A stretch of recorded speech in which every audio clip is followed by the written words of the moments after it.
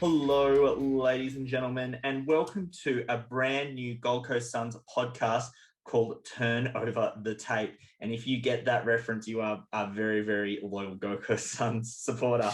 My name is Keegan, and I'm joined by my fellow compatriot, Gold Coast Suns supporter, Matt. How are you today, Matt? Yeah, pretty good. Can't complain. Can't complain. It's footy season's is around the corner.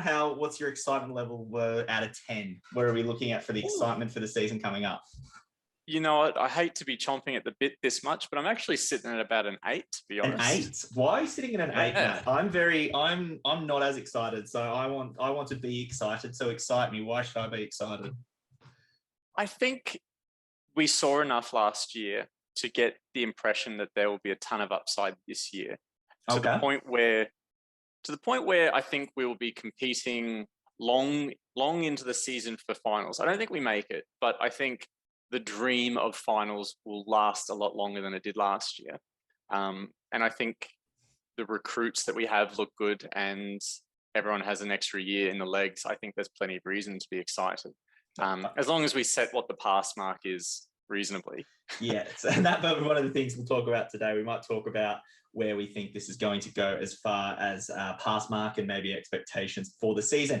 Anyway, before we get onto that, let's just give you a quick rundown what this actual podcast is going to be about. It's about the Gold Coast Suns. You could probably tell from the way we've already talked about them for the first 2 minutes that is probably what it's going to be about. It's not going to be an analytical deep dive into statistics and analysis. I work in analytics. I can give that to you if you want, but we probably won't get into it. I can tell you all about the efficiency going inside 50, but let's not weigh ourselves down with that sort of stuff. We're going to keep it light. We're going to keep it breezy. Yeah, make us very sad. We're going to keep it light and breezy, and we're just going to we're going to start. We've got a few topics to talk about, but we might go off on tangents. We might start talking about Sun players of Suns past or something like that. We'll go wherever the conversation goes. But to start us off, Matt, where do you think the club is at this point in time, and what did you think of last season? I thought last season was a breath of fresh air compared to what has been a fairly tough couple of years being a Suns supporter. As soon as you can sort of pinpoint the downward trajectory to that Gary Ablett injury however many years back, and it's basically been an awful experience since then, and last year sort of represented the first real noticeable uptick, which is probably why my expectations are unreasonably set. The sad part is I remember that Gary Ablett game like it was yesterday, and I was there because we won that game. We were playing Collingwood, and I think from memory, we had no people on the bench in the last quarter, and we toughed it out. And I remember the thing that gave the Suns the win at the end was Clinton Young from Collingwood dropping a mark in the goal square, and that sealed the win. So thank you, Clinton, wherever you are out there. We really appreciate it. That was a good win to watch. But yeah, that at that point, I think that really sort of set the club on a sort of a really rough period through the end of McKenna, through Eid, and now Dew seems to have turned it around. Again, the results aren't on the board, so we can't really sort of say we're there, but it does look like it's turning around. Last season, I thought we were good.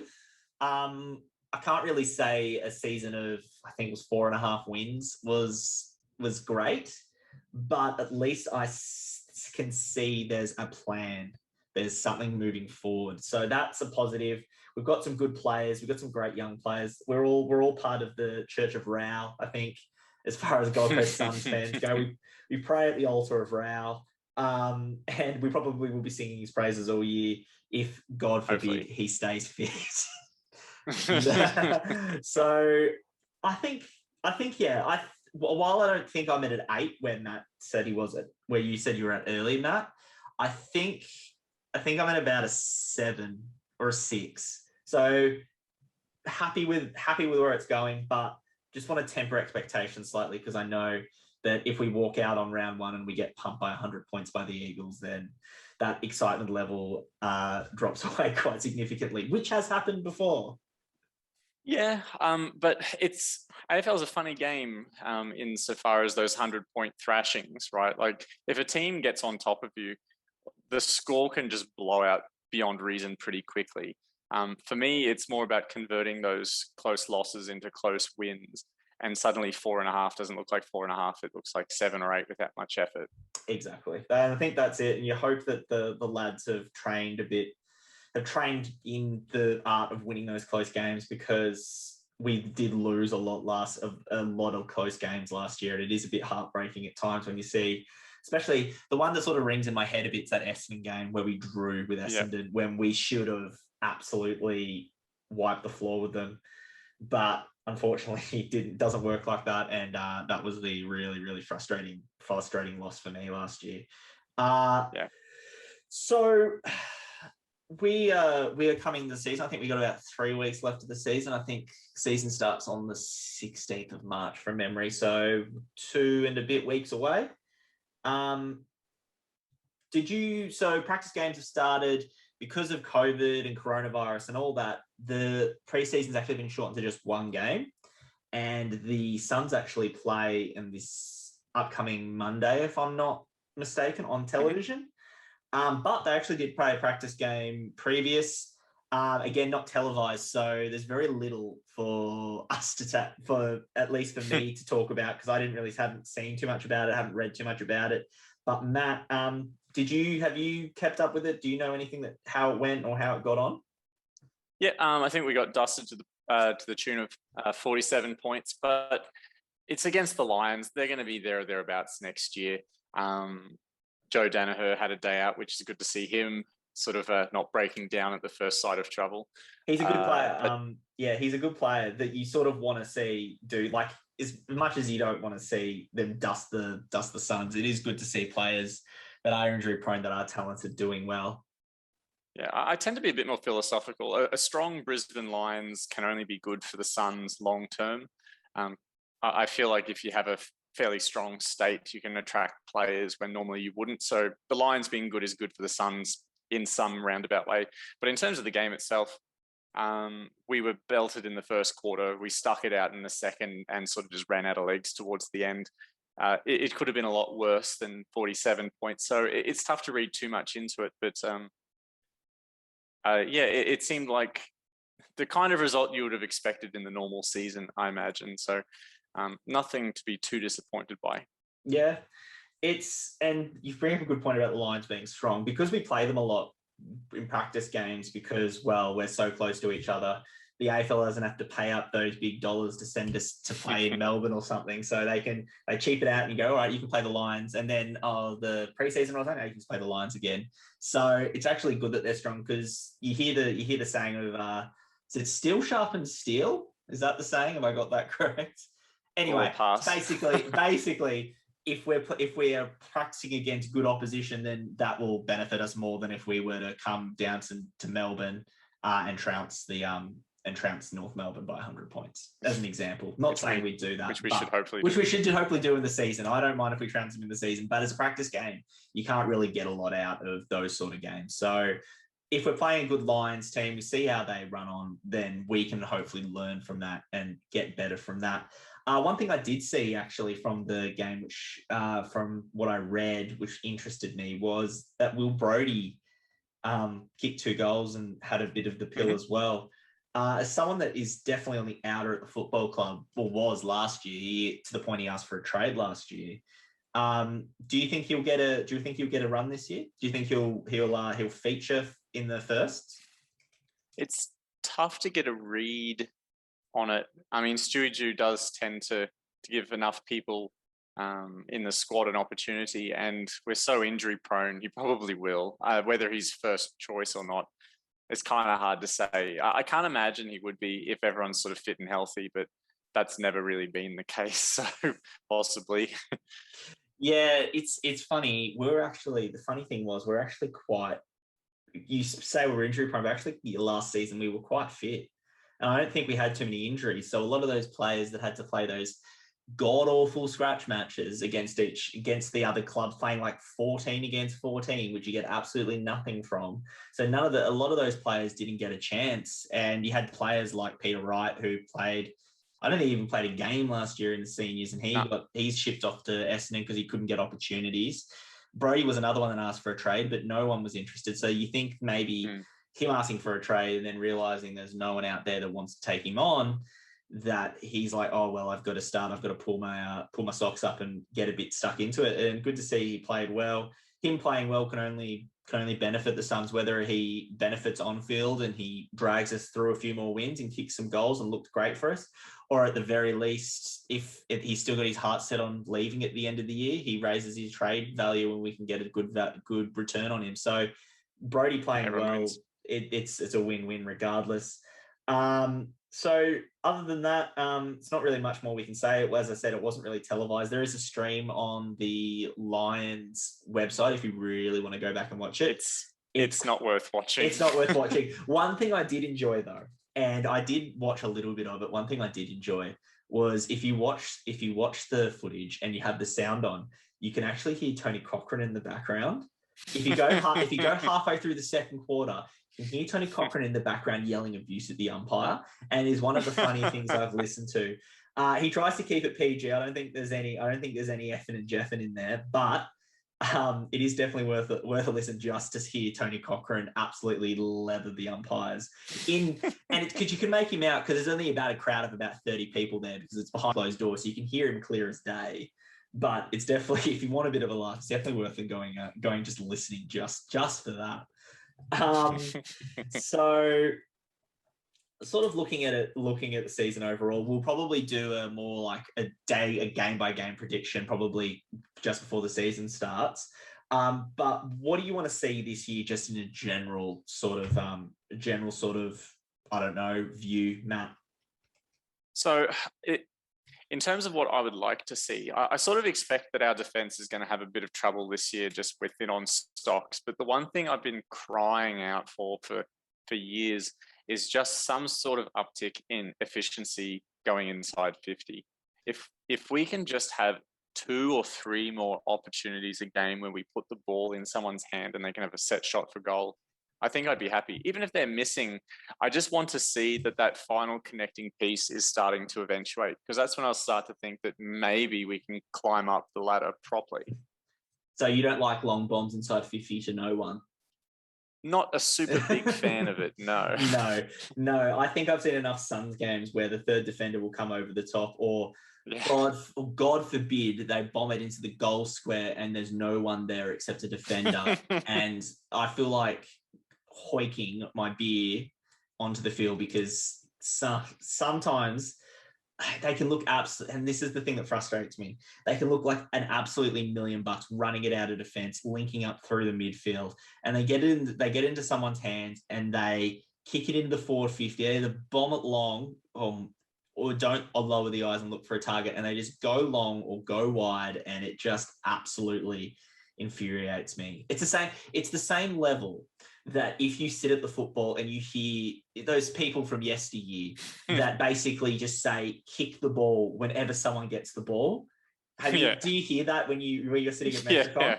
Because I live in Melbourne, so I hear it when I go to see, like, I'll go see like sort of neutral games, and just every time, as you said, it happens up there as well, as the older generation will go, as soon as someone gets the ball, kick the ball, and it's just like, and that's how I feel like the Suns play sometimes. They just get it and kick the ball instead of looking where they should get it. So I 100% agree that they should be trying to find a bit more of a system. And I'd like to see a bit more of a system. That doesn't mean we're playing finals. Spoiler alert, I don't think we'll play finals.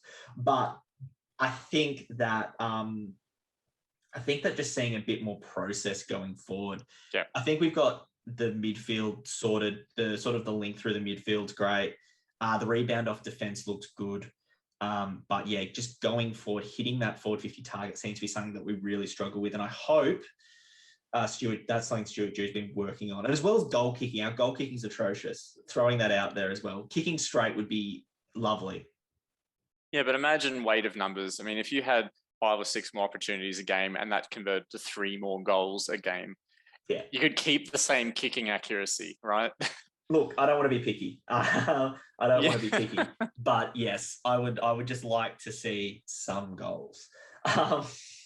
So that's sort of what we want to see. What would you like to see? What would you like to see from the Suns, sort of moving forward? Sort of not like maybe an off-field perspective. Is there anything off-field that you think that the Suns could improve, or do you think that could be improved just in general? See, I've always thought that their off-field stuff has been pretty good. So anytime someone comes up and says, "Oh, we should fold the Suns, they're crap," I turn around and I spout off some made-up statistic that I think is about right. Something along the lines of, AFL participation's up like hundreds of % on the Gold Coast since the team came in. It's about the off-field stuff that they do. You just need to wait 25 years for it to properly gestate. I get the impression their off-field stuff's pretty good. They just need to have that season where they can really inspire the 6 through to 16-year-olds and actually make them think that they're a force. And suddenly they're not just, oh yeah, the Suns are a team on the Gold Coast. Suddenly the Suns are their team. Yeah. It's like mentality shift.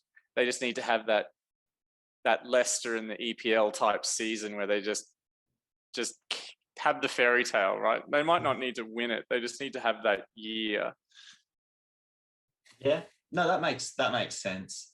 It's interesting. Like, as I said, I live in Melbourne, so I hear the other side of those arguments. I have to read the god-awful Herald Sun every morning. Oh, well, because my boss brings it into work, so he reads it and it's on the table. And every time, like, especially not so much last year because we were playing well, it kept the Wolves at bay.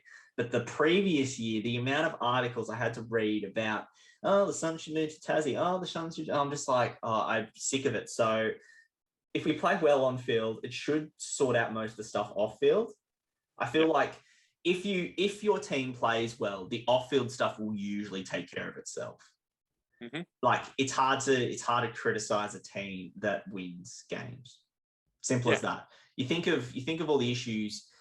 Like, you use a really quick example, Richmond back in the day where they had the Fighting Tiger Fund. They were can shaking outside the MCG to make money up to the football club. Success has come. They're the most powerful, biggest football club in Australia now. So it can go, if you can get that on-field stuff sorted, then the off-field stuff doesn't always, but should take care of itself. I think anyway. Absolutely agree. Yeah, completely. All right. So as we sort of are getting winding down a bit, we're probably going to try and keep these to about half an hour. We don't want to run too long or try and bore you too much. So we're going to keep these nice, snappy half an hour blocks. Sort of to finish off for today, it was just some season predictions, Matt. So not so much maybe like we're going to win 10 games or whatever. I want a prediction from you now. Who do you think is going to...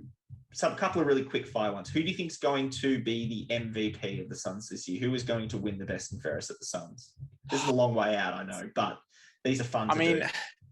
I don't want to give the cop-out answer and say something like Raul. I'd really like I want him to have a big year, but I really think Sam Collins, if he has a big year, that's the sort of player that, if he can just plug our defense, the midfield probably sorts itself out. We hopefully get enough opportunities to kick goals forward.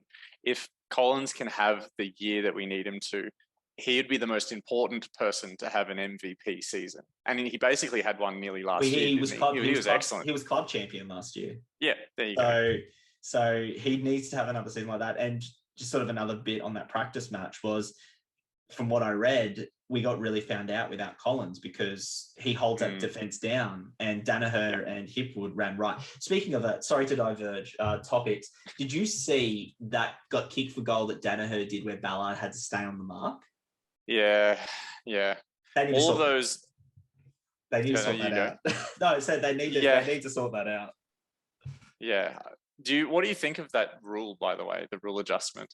I like the idea. I like the idea behind it and what they're trying to achieve. I just think they're going about it the wrong way. How would you do it? I would. That is another question. I'm not paid enough money to come up with those suggestions. But basically, what I would say is something along the lines of you have to at least let them take a step to their side. Like saying they have to stand still and they can't move anywhere. Like I don't think that works at all, because what happens is you're then relying on the umpire.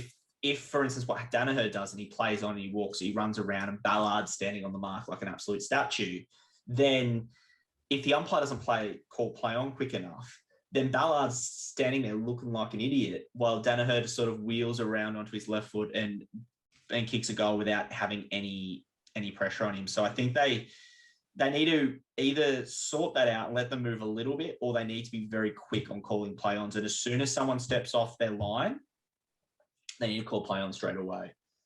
Also, I think that they need to... Oh, yeah. No, go ahead.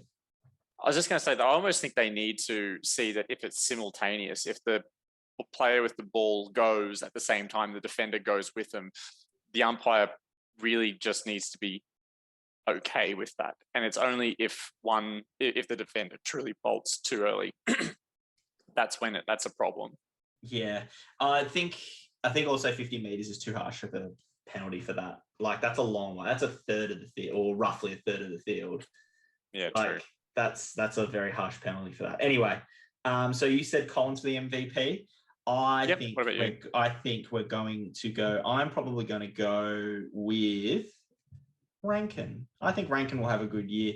I think he's had a year now to settle, and I think he's. I think that year he did a few silly things, which he's a young player. They do that.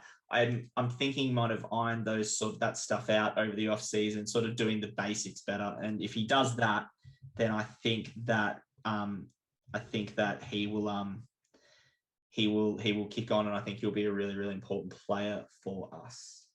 So Rankin had a couple of moments towards the end of the season where I actually thought his inside 50 entries were really good. He showed a lot of promise in simply just lowering his eyes, playing the team game. And like he can kick those magic goals. He kicked, I don't know how many, like 5 or 6 particularly good goals during the season. He kicks an absolute but you're right. I thought there was some moments of maturity towards the end after, probably Stewie Jew collared him in the hallway after the game saying, mate, pull your head in. Thinking? Yeah, he'll be a special player for sure, and I can't wait to see what he does more of that. It's a bit. Yeah, me too. Yeah. Sort of another sort of brief prediction for the year. How do you think the season is going to look? Do you think we're going to go back into hubs, or do you think the season's going to run smoothly? I guess it really depends on how much WA play ball, to be perfectly honest. I get the impression, not that I want to sort of veer into virus talk, but I get the impression that we should have a more normal season this year, given what wheels are currently in motion. So I'm actually kind of expecting a 2019 type affair. Hopefully less of a 2020. Wins. Hopefully more wins, yes. hopefully more wins. And the last thing I want you to sort of look into the mirror ball. Is that what they look into? Fortune tellers? Crystal ball. Crystal ball. Thank you. Looking into the mirror ball is the thing you go to the disco to look at when you're having a good night. That's very true. The crystal ball. This is a bit more of a morbid one. I don't know if it's morbid, but do you think that Ben King leaves at the end of the season? I forever the optimist. I try not to be one-eyed in my support of the Suns. Like if they have a bad game / season, I'll call them out on it. But I'm optimistic this year. If we continue our upward trajectory, my expectation is that he stays. And Stewie Jew seems to have a pretty good track record of keeping players around that he wants to keep around at the moment. He hasn't had too many really fly the coop. So I'm cautiously optimistic that he stays. No, so do I. I think he stays as well. The only reason I bring it up is because you always hear, St Kilda supporters try to do my head in. And it's just, and I'm like, you've got nothing to be cocky about. But anyway, it's just like, yeah. So it's interesting. Like, I think there's always going to be that pull from home. And then that's not to say that I don't think he'll at some point go move clubs. Like, I think he'll do that at some point. Hopefully it's after we've won 4 premierships in a row, and then I'll happily drive him to the airport and all that sort of stuff. But I think I think it falls back to, if we do well off field, if we start winning games on field, like, the off field stuff will take care of itself. The contracts will take care of itself, because players will want to stay. They want to hang around to be in a successful team. If we look like we're going to be a successful team, then not just King, but Lukosius and the other young players will want to stick around, and they will want to see success. Yeah, absolutely. And I sort of feel that there are certain players that can be a barometer for that. Those real passionate type players, like Benny Ainsworth, gives me the impression that like he wants to win. There is just almost no other option for him. And actually, Brennan Ellis gives me those vibes as well. Whereas like Lukosius always looks like he's totally unhurried. You know, he could be sipping a latte in between his 80% efficiency. He's in the Supercoach team, Lukosius, this year. Is he? Yeah, he's just the way he hits, like, long kicks, accurate kicks, hitting targets. Like, his disposal efficiency through the roof. If you're a Supercoach player out there, he's definitely one I would look at. I think he'll have a good year, a really good year. I actually read that Raul was in like 40% of fantasy AFL teams. Yeah. Bloody hell. Because he's cheaper, because he got injured halfway through he didn't even get halfway through. He got about through 4 and a half games and got injured. So they didn't put him at a full price. Well, people didn't put him at a full price, so they've kept him relatively cheap. He's not in my team because I'm still wary of him, and I hope the part of nagging in the back of the head going, he's going to do his shoulder again, he's going to do his shoulder again, and I just haven't picked him yet. That's not to say I won't pick him, but at the moment, he's not in the team. Paddy Cripps happy to be wrong on that one. I'm very happy to be wrong. Paddy Cripps is there instead, and he's another one that could probably get injured. But anyway, this isn't a Supercoach podcast. So anyway, I think we should wrap it up there anyway, man. I think we've gone through a few good topics there. Next week will probably be a bit different, because we'll have a fixture. We'll have a game of AFL to actually talk about. I think you're going. Are you going, Matt? Are you thinking about going? To the game? Definitely. If I can get my email sorted and my ticket through, absolutely. I will be watching on television. So you'll get 2 different perspectives if you come back next week. You'll get to see the live perspective, and you'll get to see me listening to some awful AFL commentary and watching the game from there. I might even watch it on mute. Who knows? Anyway, that has been Turn Over the Tape this week. Thank you for listening. Thank you for joining me again, Matt. No problem. Thank you. And we'll see you back here next week.